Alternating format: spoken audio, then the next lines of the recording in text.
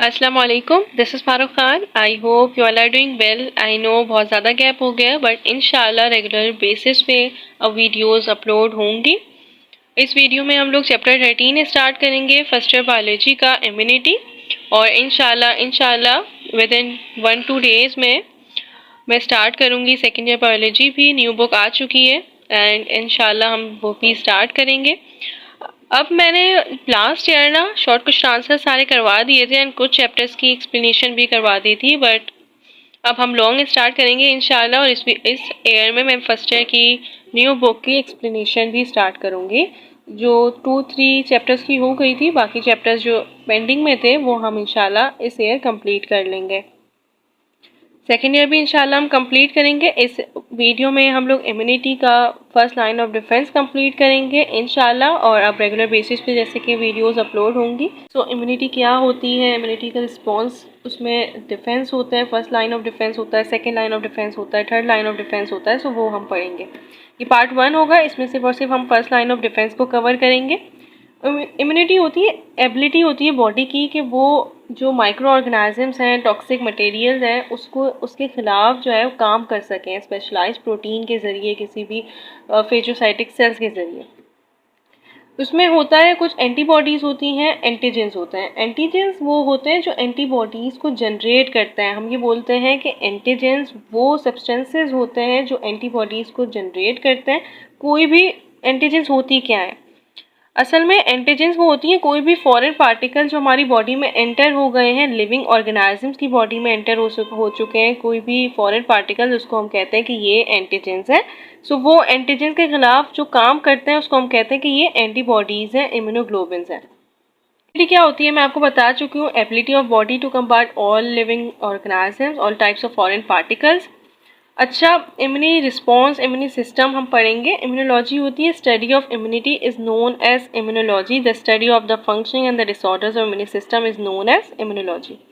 Immune system होता है collection होते हैं सेल्स के, प्रोटीन्स के, जो वर्क करते हैं एक इंटीग्रेटेड फैशन में कि वो प्रोटेक्ट कर सकें बॉडी को from potentially harmful infectious micro organism से।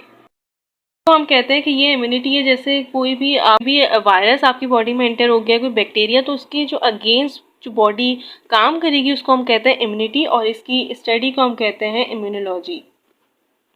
एंटीबॉडीज़ को इम्यूनोग्लोबिन भी कहते हैं। ये प्रोटीन्स होते हैं जो प्रोड्यूस होती हैं ह्यूमन बॉडी में इन रिस्पॉन्स टू एंटीजेंस। सो हम ये कह सकते हैं कि एंटीबॉडीज़ ही हैं जो आइडेंटिफाई करती हैं एंटीजेंस को और उनके खिलाफ काम करती हैं, उनको डिस्ट्रॉय करती हैं, इनगल्फ करती हैं, मतलब कि तबाह कर देती हैं, डिस्ट्रॉय कर देती हैं कोई भी पर्टिकुलर एंटीजेंस को। अब इम्यून सिस्टम है वो डिवाइड होता है 2 फंक्शनल डिवीजन्स में। उसको हम कहते हैं इनेट इम्यून सिस्टम और एक होता है अडेप्टिव इम्यून सिस्टम।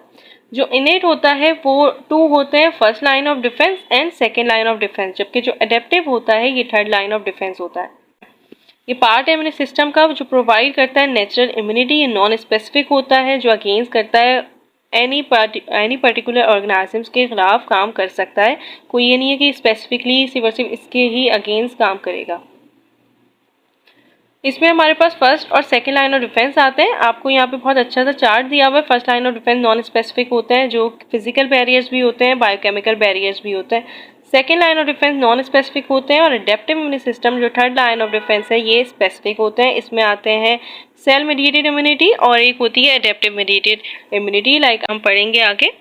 और जो सेकेंड लाइन ऑफ डिफेंस होते हैं जो नॉन स्पेसिफिक होते हैं वो फेजोसाइट्स होते हैं, नेचुरल किलर सेल्स होती हैं, इन्फ्लेमेशन, क्या क्या हम पढ़ेंगे कि क्या क्या होता है डिटेल में इंशाल्लाह। बायोकेमिकल बैरियर्स में saliva, mucus, HCl, gastric juices, tears, ये सारे के सारे आपके पास इंक्लूड होते हैं। फिजिकल बैरियर्स इन स्किन होती है। फिजिकल बैरियर्स में इंक्लूड होते हैं स्किन, म्यूकस मेम्ब्रेन और सिलिएटेड एपिथेलियम जो हमारे पास रिस्पायरेटरी सिस्टम में इंक्लूड होते हैं। सो ये है first line of defence. Line of defence का आपके पास वही दिया हुआ है जो हम आगे हम पढ़ के आ चुके हैं। बायोकेमिकल बैरियर्स होते हैं, फिजिकल बैरियर्स होते हैं, skin, mucus membrane, ciliated epithelium. Biochemical barriers होते हैं जिसमें saliva, tears, mucus, gastric juices include होता है। अब इसमें स्किन दिया हुआ है, लाइक आपको स्ट्रक्चर रोल बताया हुआ है। तो स्किन में एपिडर्मिस होता है, एंडोडर्मिस होता है और हाइपोडर्मिस जिसको कहा हुआ है, और डर्मिस होता है। सो स्किन हमारे पास एक largest organ of a body है, स्किन और लिवर। ये कंसिस्ट करता है 1.8 मीटर स्क्वायर और ये मल्टीटास्किंग ऑर्गन है, लाइक ये प्ले करता है मल्टी रोल। पहला तो इसका रोल यही होता है कि प्रोटेक्शन देता है और ये रेगुलेशन करता है, सेंसेशन करता है बॉडी के, लाइक क्या होता है कि स्ट्रेसेस में बहुत हेल्प करती है, बॉडी के टेम्परेचर को रेगुलेट करवाता है। क्या होता है कि स्किन ही है जो एक्सपोज हो रही होती है एनवायरनमेंट से, स्ट्रेसेस से, हैजर्ड से, सो दैट्स वाई ये बहुत इसका प्राइमरी फंक्शन यही है कि ये एक्ट करता है एज अ बैरियर, प्रोवाइड करता है protection from mechanical impact like pressure, variation in temperature, micro organisms, radiations, chemicals, तो सारे के सारे इसके रोल होते हैं और ये एक प्राइमरी रोल है स्किन का। ये रेगुलेट करता है various aspects of physiology including body temperature, जो मैं भी आपको बता रही थी। टेम्परेचर को रेगुलेट करता है स्वेटिंग के जरिए, हेयर्स होते हैं, changes in peripheral circulation, fluid balance होता है। सो ये होता है कि रिजर्वर होता है for the synthesize of vitamin D भी यहीं पे बन रहा होता है। आगे हम पढ़ते हैं तो इनकी जो स्किन है ये कंपोज करती है 3 मेन लेयर्स, जिसमें एक होता है एपिडर्मिस, एक होता है डर्मिस और एक होता है हाइपोडर्मिस। एपिडर्मिस एक आउटर मोस्ट लेयर होती है, इसमें ब्लड सप्लाई नहीं हो रहा होता, लेक करता है, ये सिर्फ और सिर्फ एंटायरली डिपेंड करता है डर्मिस में for the supply of nutrients and disposal of waste. Like अगर हम बात करें कि इसकी कंपोजिशन क्या होती है, सो ये डेड सेल्स होते हैं और इसमें केराटिन प्रोटीन होता है जो स्किन सरफेस को बनाता है। टफ होते हैं, रेसिस्टेंट होते हैं, तभी तो ये बच रहे होते हैं डिग्रेडेशन से। मैकेनिकली टफ होते हैं तभी तो ये रेसिस्टेंट होते हैं डिग्रेडेशन से बाय बैक्टीरियल एंजाइम। सो फैटी एसिड्स होते हैं स्किन सरफेस पे, क्रिएट करते हैं ड्राई, सॉल्टी और एसिडिक एनवायरनमेंट जो इनहिबिट करते हैं कि किसी भी माइक्रो ऑर्गेनिजम्स की ग्रोथ ना हो सके। माइक्रो ऑर्गेनिजम्स अगर ग्रोथ कर गए तो वो फिर डेंजरस हो सकता है। सो दैट्स वाई इसके जो स्किन सरफेस होता है वो सॉल्टी होता है, एसिडिक होता है।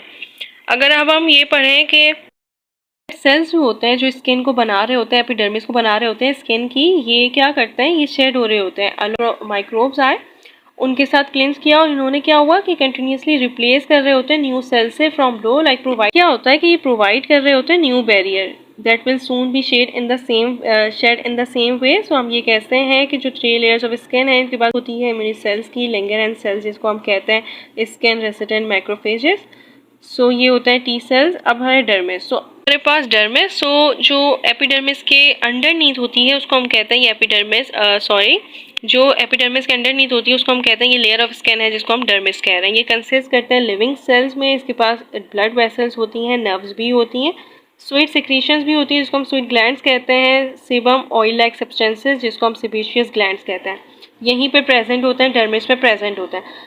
ये क्या होता है कि लेटर इनके पास फॉलिकल्स होते हैं जो लुब्रिकेट करवाते हैं हेयर्स को। सो जो ओपनिंग होती है हेयर्स की, जो हेयर फॉलिकल्स होते हैं वो यहीं पे होते हैं डर्मिस में। जो सेबम है, जो ऑयल लाइक सब्सटेंसेस है जो सेबेशियस ग्लैंड से प्रोड्यूस हो रहा है, वो कंटेन करता है सम एसिड जो इसको थिन फिल्म बना देते हैं ऑन द स्किन सरफेस। तो ये एक्ट करता है as a chemical barrier for micro organisms कि वो प्रिवेंट हो, वो इससे पेनिट्रेट ना कर सकें, इससे अंदर स्किन में ना जा सकें।